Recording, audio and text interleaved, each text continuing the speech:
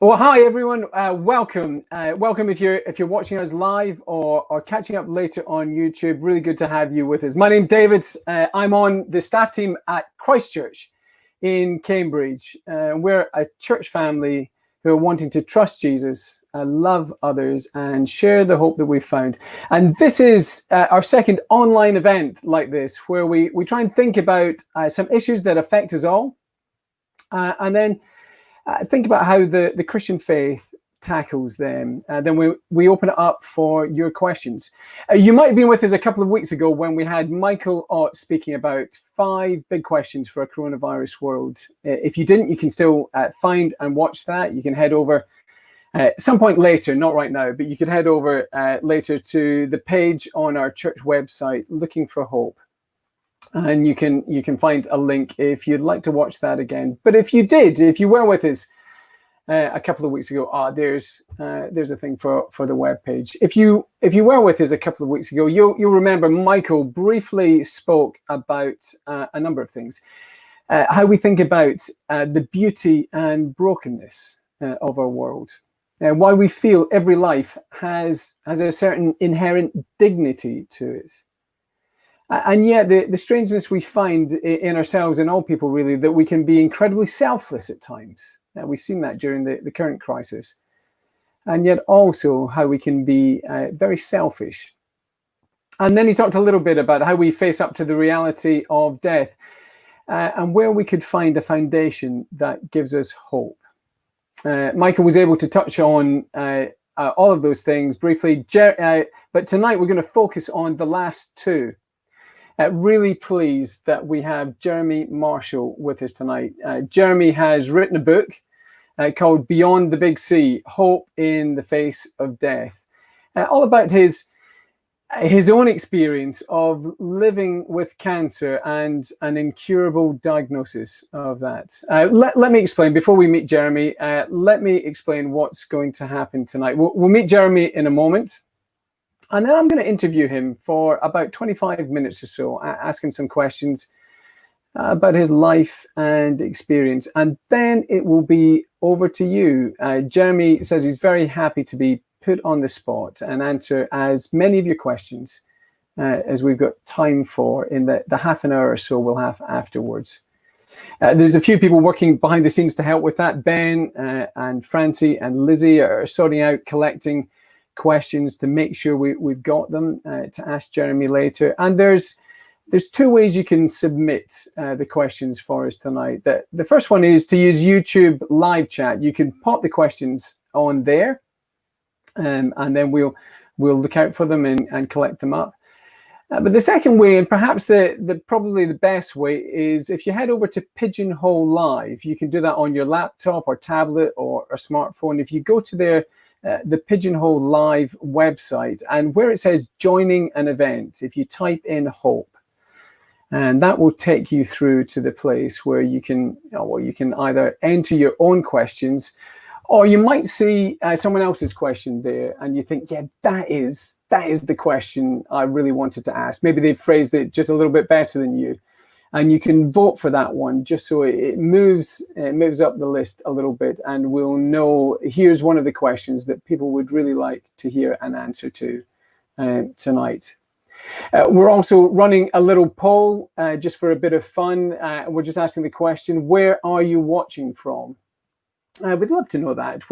I suspect the majority of people are from around Cambridge, but it might be that you're from further afield than that. It'd be great to get a sense of people where people are watching from. So if you head over to Pigeonhole Live and you enter HOPE, hope, into that will bring you through to the place where you can do that poll and also enter your questions.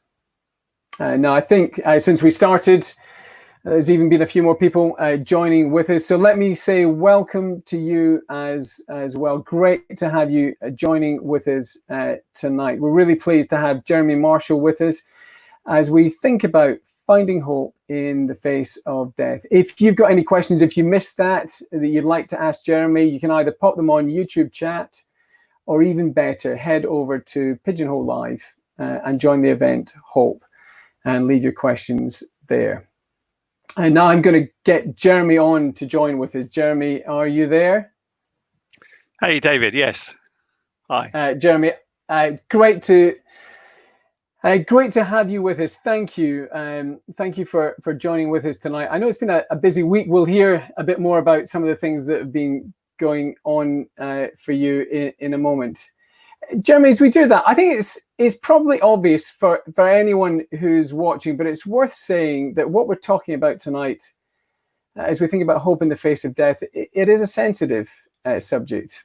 In your book, you quote the French philosopher Blaise Pascal, who said, being unable to cure death, men have decided in order to be happy and not to think about such things. But you are wanting to think and talk about it. And even though it's not an abstract topic for you and for many others, there's fear and grief, the fear or anticipation of loss. And I know that from my own family experience as well. So I think we want to tread carefully, but I just wanted to let people know as we begin our conversation in a moment, if I ask what might seem like sensitive questions at times, you've said that's okay, haven't you? And you're keen Absolutely. for me to do that. Yeah. Great. Jeremy, if I can, let me start with something just a little bit more general. Everyone's experiencing the new normal. That's one of the catchphrases that's going around at the moment. What's your new normal been this week, for example? What's been going on for you this past week? Well, in general, the new normal has been for me the old normal, because in fact, the last few months have been pretty much the same as the last 5 years. In fact, I would say to everybody watching, welcome to my world. In the last 5 years, every time someone coughed or sneezed on a train, I was afraid, and now everybody's afraid, right? Last week, to be more specific, it was kind of the best of times, the worst of times. So on Thursday, I had another round of chemo. That's my 26th. Unfortunately, hospitals don't give frequent flyer points. So chemo is extremely boring and long, and it's also, makes you feel not so great.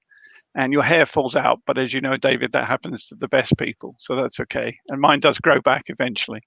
And then on Friday. Mine doesn't. Yeah, that's right. On Friday, that was the best of times because that was my son's 21st birthday. And milestones like that, we'll come on to in a minute, that some years ago I was given a very short time to live. They're amazing. Even better than that was being able to walk our daughter down the aisle about a year ago, and she and her husband Max, I believe, are watching this. They live in Cambridge. Hi, Amy and Max. And Sam was here on. We got 3 children, Naomi and Max in Cambridge, and 2 boys and their girlfriends here, and we all got together, Naomi and Max socially distanced, but they hadn't really come to see Sam.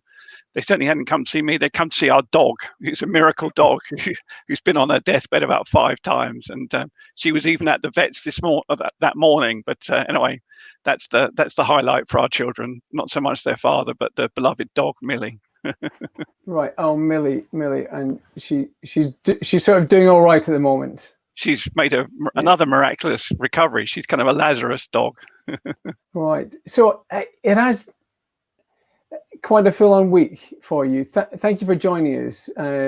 Just between family times and treatment, which I'm sure must have been pretty tiring for you.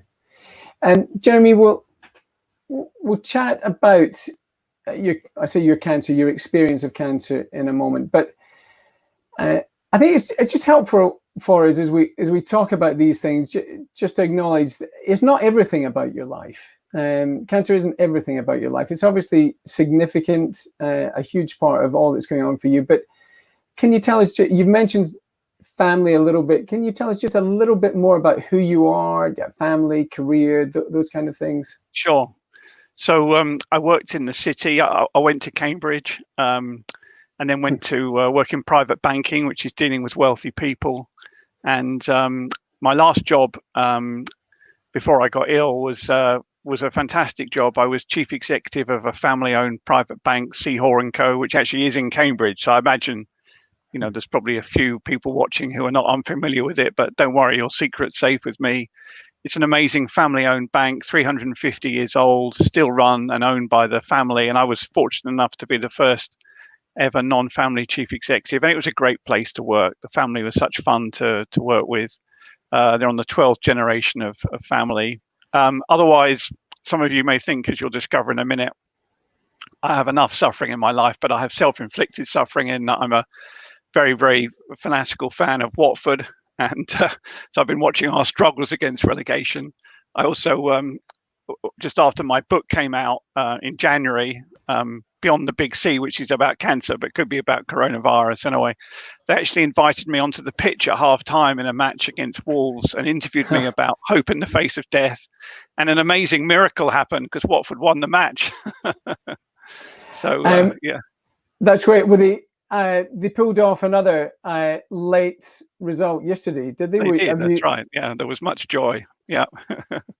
Third minute of extra time. So working in banking, lots of experience with that. And I guess around financial things, some people would think, look, that's the key to the good life, isn't it? Good job, good career, good amounts of money. Your perspective on that has changed a bit over these past few years. I think a lot of people in the city, David, are very driven. People are driven by different things. Some people are not driven by money, they're driven by other things. But people who go to the city, and I would include myself in that, my father didn't have any money. In fact, he told me when I started in the city, I was making a lot more than he was at the time. And they think that will make them happy, but enough is never enough. And some of the most miserable people I've ever met have been people who have been very driven and very successful, actually, but they just keep going, and that there's a hole in them that they're looking to fill with money, but it doesn't work. I remember one person I had breakfast with, and a very successful man, CEO of one of the biggest banks in the world, and a few days later he committed suicide for reasons that nobody's ever really discovered. So yeah, having money doesn't make you happy. Jim Carrey, the actor, said, if only everyone could have their dreams come true, because they would see then that having your dreams come true doesn't make you happy. And yeah, we'll come on in a moment to some more of your experiences. When we met earlier in the week and we just chatted for a little bit, I just, as a throwaway question right at the end, I said, oh, what were holidays like for you when you were younger? I was not expecting the answer you gave. Just tell us, what holidays when you were younger, what were they like? Yeah, my father, who was an eccentric, he was a pastor, and he used to take us pretty much every summer, this was in the 70s, Bible smuggling behind the Iron Curtain. So we used to go to Romania, Yugoslavia, and especially the USSR. And yeah, talking of suffering, these people were really suffering, because if you were in a church in the Soviet Union, the pastor might very well often be in a labor camp, and the KGB would be outside the church, and they didn't mind so much if you were an old babushka or a grandma of 80, that was okay. But if you were a young person, you couldn't get a job, couldn't get somewhere to live, you couldn't go to university. So these people were really suffering, but they had this amazing, vibrant hope, and that really struck me and made an impression on me. We'll come on to kind of Christian faith and experience in a little bit as well, but obviously from a young age, all sorts of influences there. And Jeremy, if I can, the big C, as you is not just you, many people refer to it in that way as they think about cancer. I've got a friend who says there's certain things that circle around you in life, and the older you get, the closer they come in, and one of those certainly seems to be serious health issues. And 2003 was in some ways your first, I think, significant encounter with cancer, and it wasn't your own. It was the death of your father, who you've just mentioned there. Can you tell us the impact that had, being confronted with death in that way? Yeah, look, my father died very quickly of cancer, 2 weeks, and I was there most of the days at his bedside, and I was there when he died. And I would say, it was 17 years ago, but pretty much every day since, not every day, but most days I think about him. I very often think, oh, there's something on the news he'd be really interested by, and I think, no, I can't speak to him. So even though he was 70, right? And yeah, death is a grievous thing. And what does death do? Above all, it breaks communication. It separates us. Yeah. And yeah, those kind of encounters. I mean, that was your father. The loss you experienced. I guess you lived through it. You've had to think about it, and then come on to your own experience with cancer. April 2015, you're with a specialist at the Royal Marsden Hospital. You describe it in the book, and he is congratulating you. Yeah, He's that's right. congratulating you on being cancer-free for 2 years. Yeah. So how did you get to that point? Yeah, in 2012, I found a tiny lump on my rib. I went to the doctor. They referred me. Eventually, I went to the Marsden, which only does cancer. And they said, you've got this very rare type of cancer. It's a type of sarcoma, which is cancer of the muscle tissue. But we caught it early. You should be all right. So I went through treatment for about 6 months. And then David, for 2 years, I went through regular checkups and everything seemed to be fine. So I thought it was just a scare. And it was a scare. But then, and the doctor said, that's great.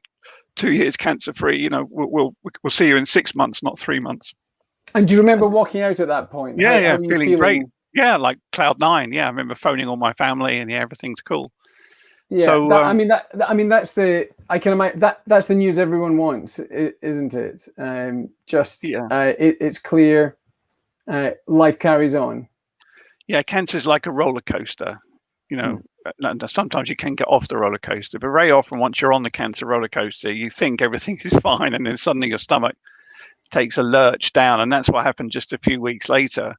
So that's right. That was April, and then May you're out for dinner. Yeah, I was at a friend's house here in Sevenoaks. It was a hot day, and I went to adjust my collar here. And as I did that, I felt a massive lump on my collarbone, like a golf ball, not like a tiny pea. And I knew immediately what it was. And I just said, I'm really sorry. I feel ill. I need to go home. I told my wife. We went back to the hospital. We got checked out.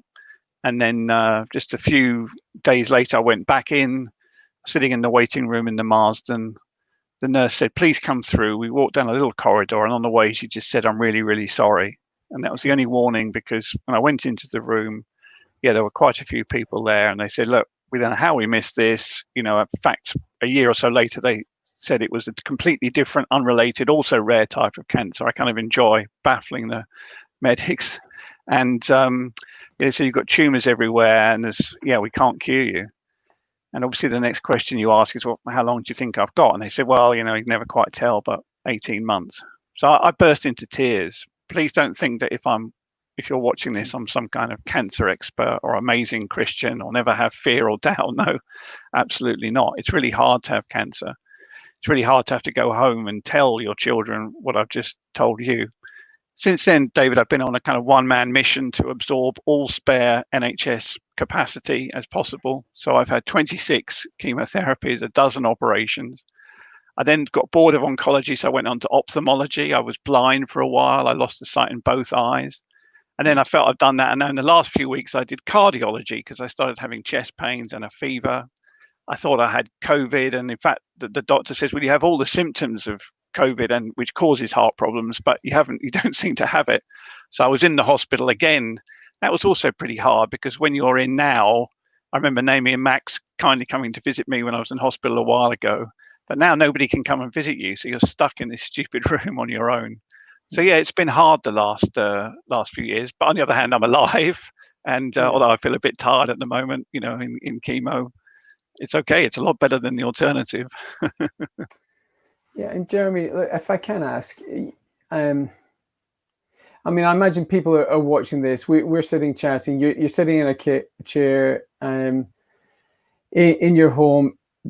It's an enjoyable conversation. I'm just chatting with someone, but you talk about bursting into tears. And if I was to say, you talk about fear in your book, and how afraid were you? What was that like with the fear, and how did you try and deal with it? Yeah, very afraid. And I'm still afraid now. So when I had all this cardiology stuff, I had to go and do cardiac MRIs, and they're like being in a coffin. And I don't like that either. So there's a general kind of broad fear of dying, I would say. We'll come on to death, but dying. I mean, I've been with people in hospices dying of cancer, and that's pretty grim stuff. But there's also the specific fear of the treatment, because you feel like I'm in a coffin. So what helps me, and that's not because I'm a religious person, I'm a banker, right? is I remember the promises of God. Remember what Jesus said. I'll never leave you or forsake you. look, I'm with you always, even in an MRI machine. Well, he didn't quite say that, but it applies to everywhere. Or maybe my most treasured verse, David, is this: yes, though I walk through the valley of the shadow of death, I will fear no evil, for you are with me. And that's been my experience the last 5, even 8 years, walking through the valley of the shadow of death. And what have I experienced? The presence of God. And by the way, friends, if you're watching this, everybody is now in that valley. By the way, we were all in that valley because we're all going to die, right? But we just didn't know it. And suddenly, if you like, the mist blows away and we see the reality. And God, if we're Christians, doesn't promise us a bypass. There's no ring road around the valley of the shadow of death. What God promises us is something much more amazing, is his presence with us. And also that he's taking us somewhere. The last verse of the 23rd Psalm is this: surely goodness and mercy will follow me all the days of my life, and I will dwell in the house of the Lord forever. So being a Christian is about now, knowing Jesus Christ now. It's about the past, something that I believe happened 2,000 years ago, which I believe is utterly transformative and offers us hope in the face of death, which is that Jesus beat death, and that we're going somewhere. We're going home.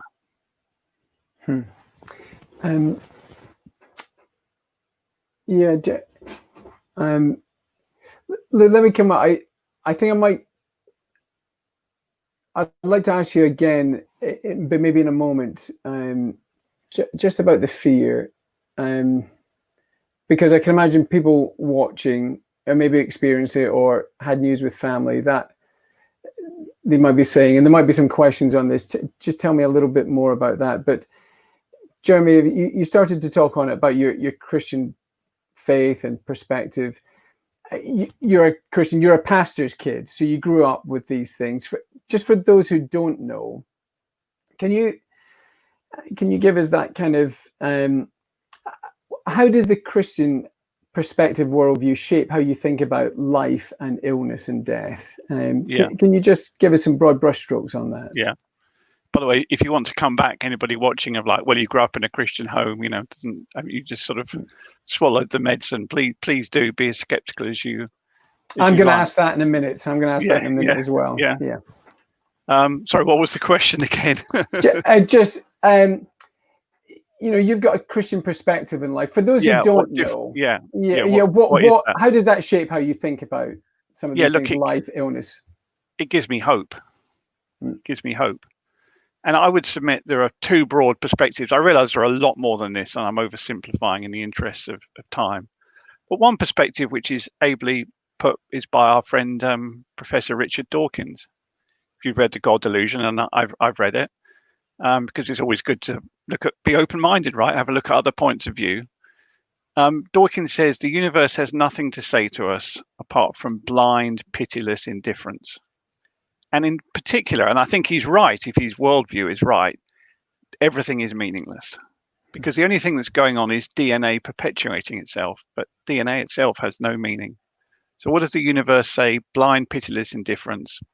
A famous atheist on their deathbed said to his family, goodbye forever. And that's logical, by the way. Now, I'm not saying atheists live in a bad way at all. Many atheists live very moral lives. But the Christian perspective is that there is hope, and the universe speaks to us of a God who loves us, who made us, and who did something about the situation that we're in. Now, that desire for something in the face of death is really powerful. Eddie Izzard, the transvestite comedian, was recently interviewed in The Guardian, and he said this. He said, all my life I've been traumatized by the death of my mother when Eddie, was 6 or 7 from cancer. If only she or someone had come back through the clouds to tell us there's something there. When we think of people we've lost, that desire is very, very powerful. When I read that, I was really moved, because that is the Christian claim, that one person came back. And more than came back, Jesus, and I realized these are very big claims, and feel free again to argue. I used to drive my father nuts, David, by arguing with him on these very things when I was a teenager. Jesus says, I have the keys of death and hell. Now, if you have the keys to something, to a house, that usually means you own it. So that's what Jesus says. I own death. I own it. And in fact, one day, death itself will die. God promises in the Bible, I will swallow up death. Like we would eat. We had a very nice burger for lunch. cooked on the barbecue. We ate it and it was gone, right? So that's what God says he's going to do to death if we trust in him. And I find that amazing. And because I have no, humanly speaking, I have no hope. I might live for longer, I hope I do, but I can't get rid of it. So what does being a Christian mean? It means you've got hope. Jeremy, thank you. This idea of God who gives hope in the face of death. So, someone listening to you and thinking, or looking on in the world, or maybe suffering themselves, and maybe they'd be too kind to say this, but they might say, look, these things Christians believe, isn't it just a bit cruel? Even if you can believe the idea there's something better after this life, your dying is still going to leave a gap. I think it's there's a writer, Nicholas Wolterstorff, reflecting on the death of his son, said there's a hole in the world now, unfinished conversations, expressions of affection, a perspective on the world that's unique, that is just gone because an irreplaceable person is gone. How do you manage that grief, or just the idea that, with the idea that God is powerful and loving? I mean, why would a good God allow things like this? That's a very profound question, perhaps the most profound question there is, in fact. And if there is a God, why doesn't he do something about it? Well, this is my claim, that God did do something about it. Now, what is it? It's that sense that you mentioned, that the world is broken. And why is it broken? Because it's evil. There is evil in the world. There's not just natural evil like coronavirus or cancer, but I think if we're honest, there's evil within each one of us. Alexander Solzhenitsyn, coming back to the USSR, who was in a Soviet labor camp for 20 years, said, the line between good and evil doesn't run between political systems or even between individuals, but runs right down the middle of each one of us. So the Bible tells us that each one of us has broken our relationship with God, but that God didn't leave us in this world in the mess that we're in. But 2,000 years ago, the infinite creator, all-powerful God entered the world. He intervened. And why did he come? He came on a rescue mission. That's why Jesus came. And Christians believe, which again I realize is a big claim, that Jesus is 100% God and 100% human. And that human part is important, as is the divine part, because it means that he experienced fear and suffering. So in the Garden of Gethsemane, the night before he was arrested and then crucified, Jesus was afraid. He said, Father, if it's your will, take this cup away from me, the cup of suffering and death, but let not my will, but your will be done. And why did he go through that when he could have? Christians believe he was perfect. Death had no claim on him. Death has a claim on us because we do so many things that are wrong, but it had no claim on Jesus. Well, his rescue mission was he came to die. And why was it necessary for God to die? Because Jesus paid the bill for all the things that we've done wrong. That's why he went to the cross, to offer us a way out of the mess we're in. And what motivated him to do that? Love. Love, that God loved us. For God so loved the world that he gave his one and only son, that whoever believed in him wouldn't perish, wouldn't be separated from God, wouldn't choose to go away from God, but would come back, come home. And that I find wonderful. So just finally on this, David, a man called Dietrich Bonhoeffer, who was a German pastor who stood up against the persecution of the Jews in the 1930s. He was sent to a concentration camp and he was executed just before the war ended. And just before that happened, he smuggled out of his jail cell a little piece of paper. On it, he wrote this: only a suffering God can help us. So if you only remember one thing, if you're watching, if you're not a Christian or you're not sure or you're investigating, which is great, I'm so glad you're doing that. Please remember this: there is a God, and that God suffered. And why did he suffer? To help us, to rescue us. Jeremy, thank you. Just as you were talking there, I think really helpfully, and another question just occurred to me. In all sorts of ways, there's times when something bad happens, and there's the feeling of, have I done something specifically to deserve this? I'm thinking with particular illnesses like this, that kind of direct link. You talked about we live in a world that's fallen. I'm trying to think how to express the question. I'm meant to make a direct link, bad things happening to me.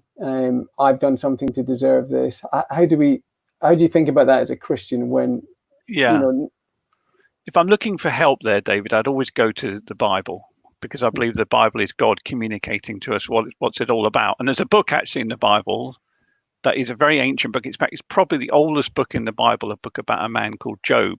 And that's all about why do terrible things happen to good people. And we actually know, because we're sitting outside the story, that Job hasn't been particularly bad. He's not been perfect, because nobody's perfect. But he hasn't done anything wrong, which is what his three friends come and tell him. You've suffered all these disasters. He loses his family, loses his health, he loses everything. And they say, look, Job, you're suffering. You've obviously done something terrible. You must confess. But that's not what the Bible teaches. And actually, Job, interestingly enough, is very angry with God and calls God unfair. And God, if you're watching this and you're angry, or feel as I do sometimes, why me? That's okay. God at the end says to Job, you've spoken well of me, which is very surprising if you read what Job actually says. And what Job is longing for, which is where I find help, is Job is longing for someone to represent him, because he feels, and that's a bit in your previous question, David, that God is infinite. I mean, the universe is so big, 75 trillion light years across, and we're so tiny. Yeah, Job is like, what's going on? And he keeps saying, if only I had someone to represent me, if only I had an advocate.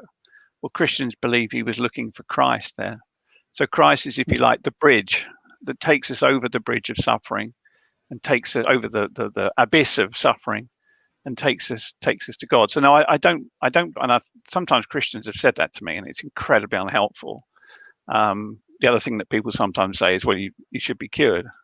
Well, we can't reduce our relationship with God to like a vending machine, which is what we're tempted to do sometimes. We don't put in a pound, we do bad things, nothing comes out, we get punished. Or we do put in a pound, out comes a Coke can. No, God's not like that. What's God like? He's not like a vending machine. He's a father, right? Father's Day. And there's a wonderful story in the Bible, the prodigal son. When the father in the story, who's God, sees the son coming back covered with pig muck, which for a Jewish boy is the worst thing because he's desperate. It says he saw him a long way off. That's a picture of God looking for us. God wants us to come home. And then what's God? He's full of compassion and love and kindness. And he runs and throws his arms around the prodigal son, pig muck and all, and welcomes him home. Jeremy, thank you. I've got one more kind of skeptical question. I'm just trying to voice what people might be thinking. And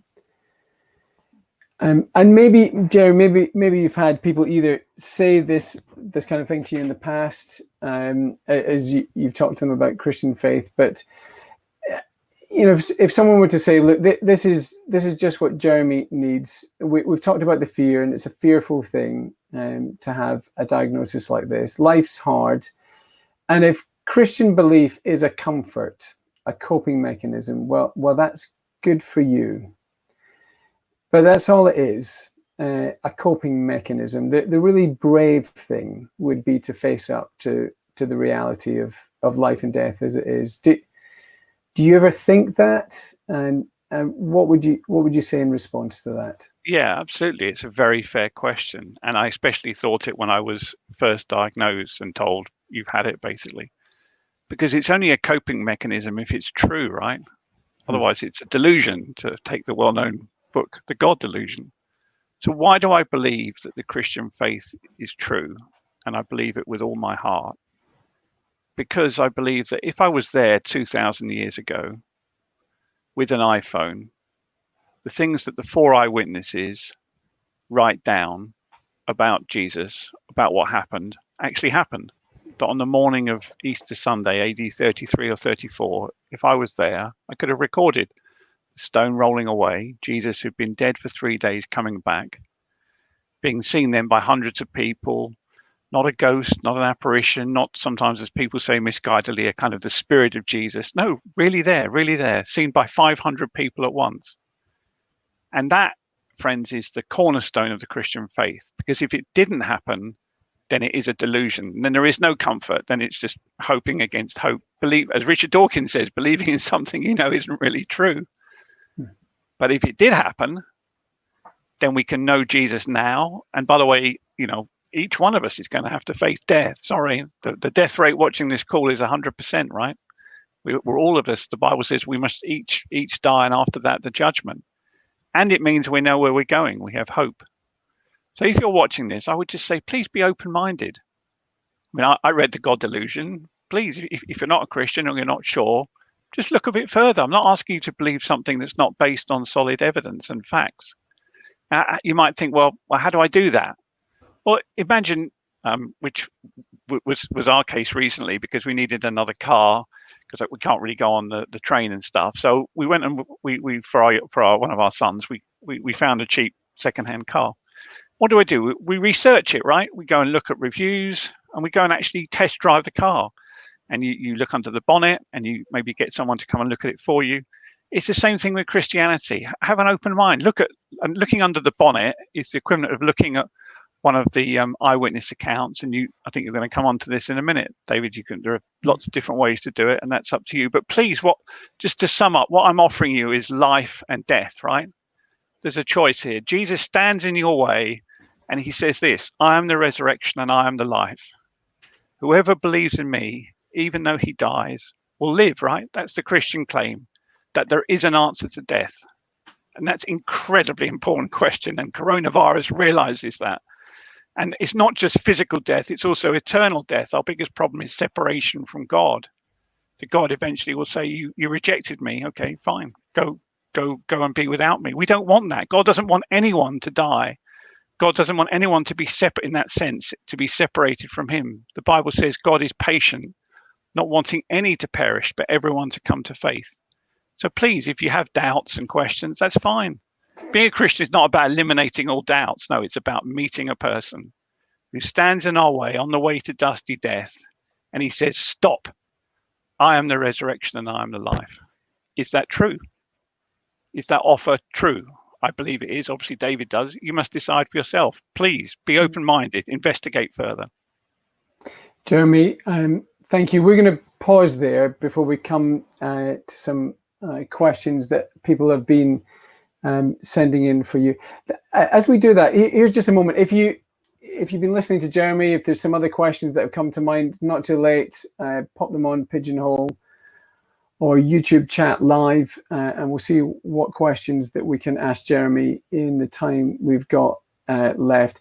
Before we do that, let me just mention a few things again. Jeremy's book is available. If you'd like to read a bit more about his experiences, Beyond the Big C, Hope in the Face of Death, you can get that online at 10ofthose.com. Oh, we've even put the price up for you, $2.99. That is a bargain. That's a bargain. If you'd like to read that, do log on to that.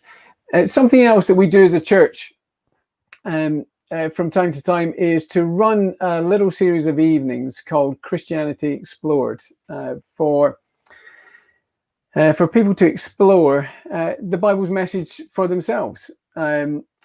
Just what Jeremy was mentioning there. These kind of things of the Christian faith is not something hidden away in a corner. It's there to be investigated, to be thought about, for questions to be asked. Christianity Explored is a chance to do that, to read parts of the Bible, Mark's account of Jesus, to talk it through with a group of others and to ask more questions. If you'd like to know the next time when we are going to run one of these, then do email Ben at the church office, and he would love to get details to you when they're coming up again. One final thing to mention, I think Jeremy talked about this, reading the Bible for yourself. There's another resource called The Word 1-to-1. It's a good way either to read the Bible on your own. It's a little book that's got some questions, just working through John's account of Jesus' life, or a good thing to do with a friend. Maybe it might be that you've got a Christian friend who's been inviting you along to things. There's something about them that you do respect, and you'd really be happy to chat with them more. The Word 1-to-1 could be a great way to do that. So again, if we can help with that, do get in touch with us at the church office. And we will make sure we try and get a copy to you. We're going to get Jeremy back, and I'm going to have a look at some of the questions that that you've been asking, and I'm going to put them to Jeremy now. Jeremy, a variety of questions come in. Here's one. Here's a personal one, and I think a very honest one. Somebody has said you're now on your, I think you said your 26th chemotherapy treatment. That's right. What would you say to someone who's facing their first and dreading it? Yeah, I know just how you feel.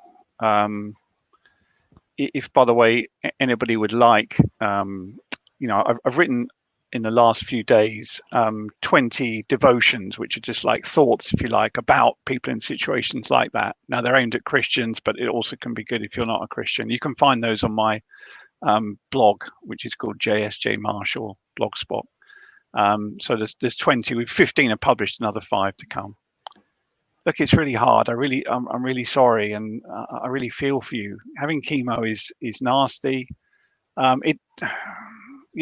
guess it for me at least, and everybody's cancer story is different. It has stopped me dying, so I feel a powerful motivation to keep going with it.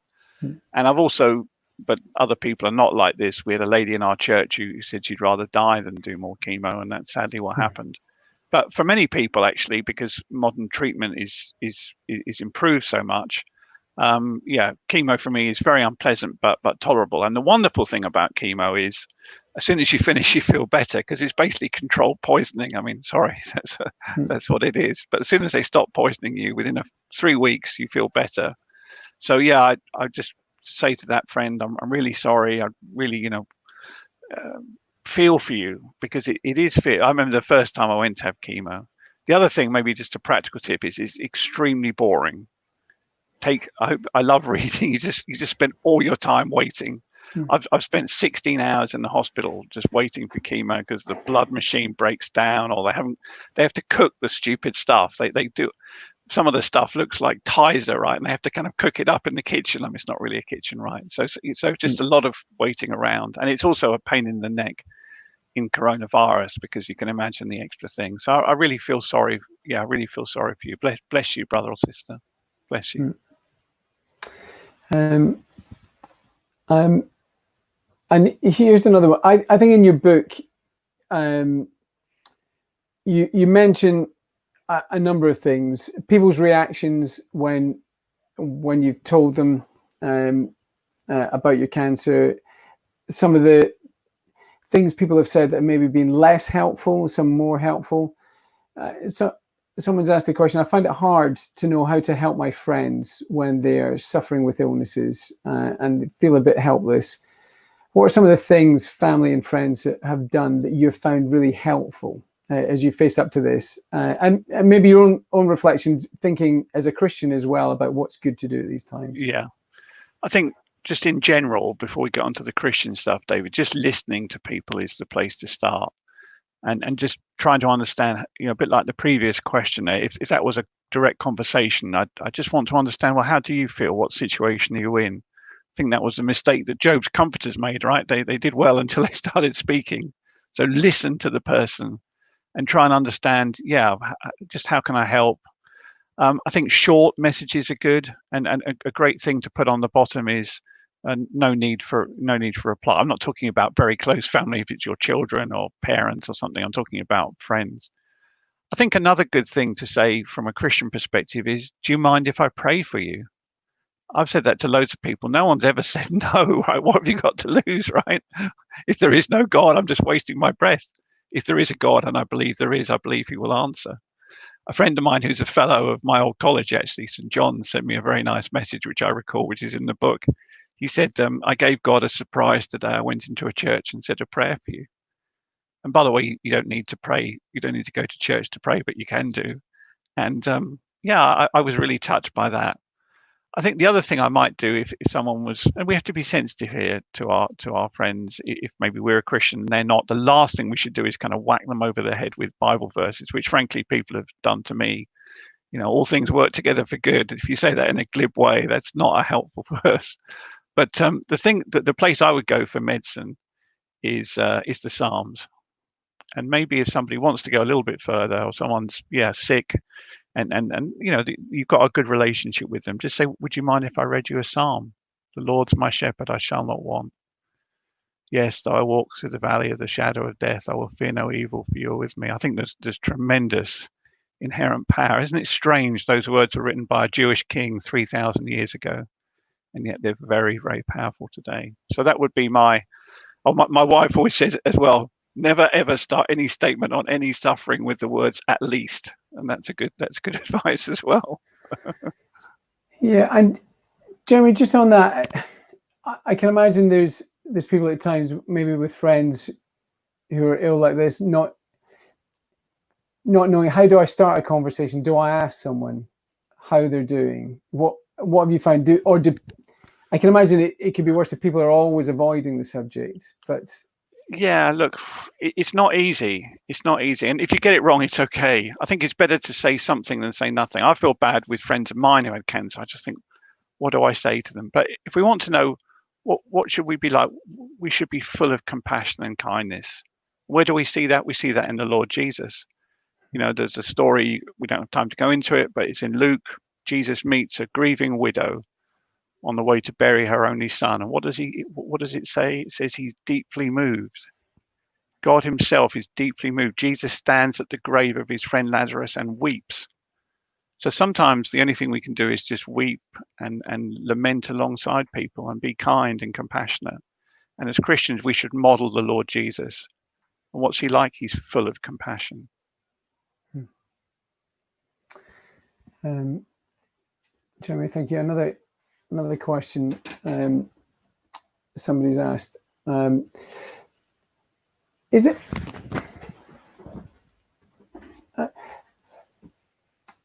26 treatments of chemotherapy? Someone's asking, how do you keep going and knowing the future struggle ahead?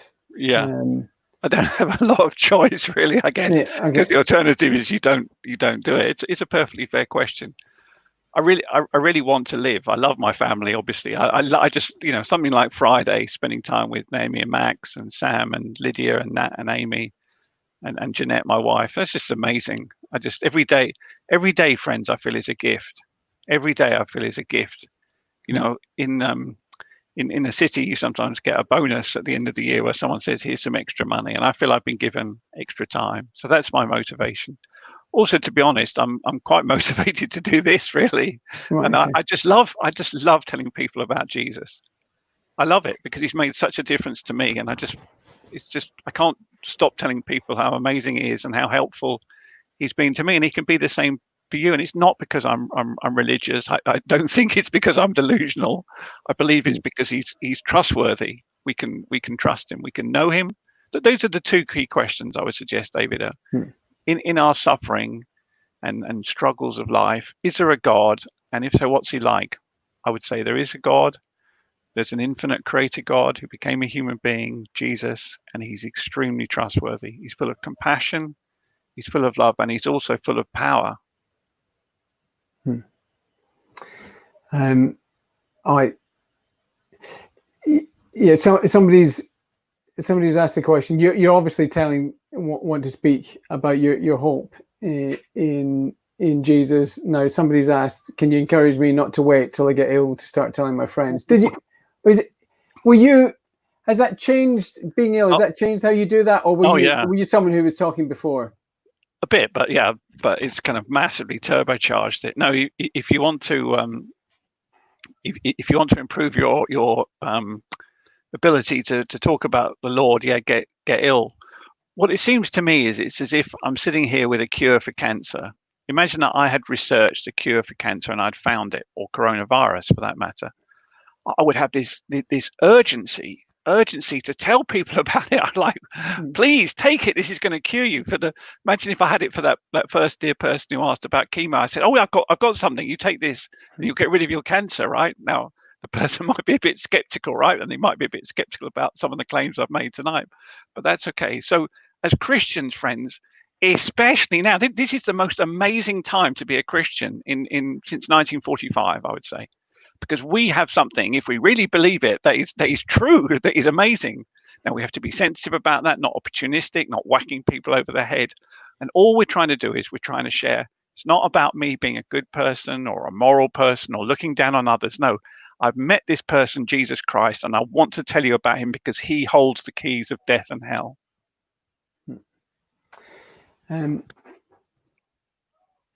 Yes, that is a good encouragement. I don't know if this is linked with it. It may be slightly different, but that kind of life becomes distracting in all sorts of ways. And I don't want to say distracting. Work is busy and full for many people, and work's got to be done. But again, here's let me just ask the question: as it someone's put it forward. As you look backwards now and think about work and the commitments that come with doing a big banking job in the city, are there things you would have done the same, differently? Oh yeah, I'd have definitely worked less hard for sure. Yeah, I'd have annoyed my wife and been around more when the kids were growing up. And again, I'm not a perfect person, and being a Christian isn't about being a perfect person.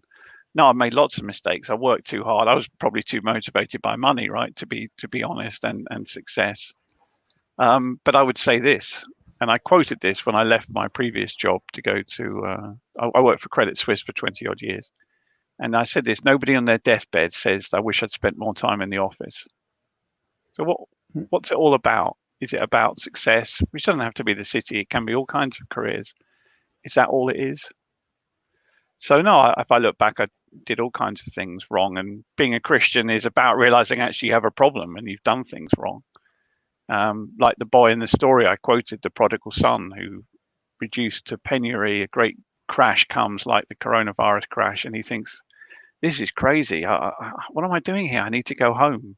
So yeah, if I look back, I certainly have that feeling that I made quite a few mistakes and things I would have done differently. Yeah, I was too driven, I think, by trying to be successful, which is a typical thing of a obnoxious Cambridge graduate, probably. Really, is that okay? Did you just say that there for everyone watching from Cambridge? Yeah. You said obnoxious Cambridge graduate. Okay, well, I studied up in Scotland, so I'm let off the hook at that point. Yeah, that's okay. You strike me as a very humble person, David. That's right. I'm so humble. And now the other question I was going to ask, just on that, is it the work environment you were in, or do you think it's something internal that was driving you like that? Look, I think all of us are driven by looking for something in life, but people express that in different ways. Yeah, I think people who are very driven and motivated, try and go to some of the best universities. My daughter might say there's a better one, but anyway, and that drives them. Now, other people are not motivated by that, but they're looking for something. Some people might be motivated by seeing their team win the Premier League or something, or just by having a nice life or pleasure, all sorts of things. But a man called Augustine, who was about 350 years after Christ, who was a very wise man, his book, his Confessions, is one of the most amazing books ever written, which is also a look back on his life and all the things he did wrong. He said this: "You, God, have made us for yourself, and our hearts are restless until we find rest in you." And I think that's true for everybody. But what that restlessness looks like is different from person to person. The shape of the hole that they're trying to fill is different, but ultimately we are made for God. Only God can fill that hole. It's an interesting idea to begin to get your head around, isn't it? The idea that we're all looking for something and we're trying to fill something in. We'll do it with work or career or it might be family stuff, but again, and you must have known this in some ways, a Christian earlier on in life, but it's been pressed home in a different way now. That's finding kind of satisfaction in knowing God through Jesus is where you really find rest and hope. Yes. Jeremy, time's almost gone.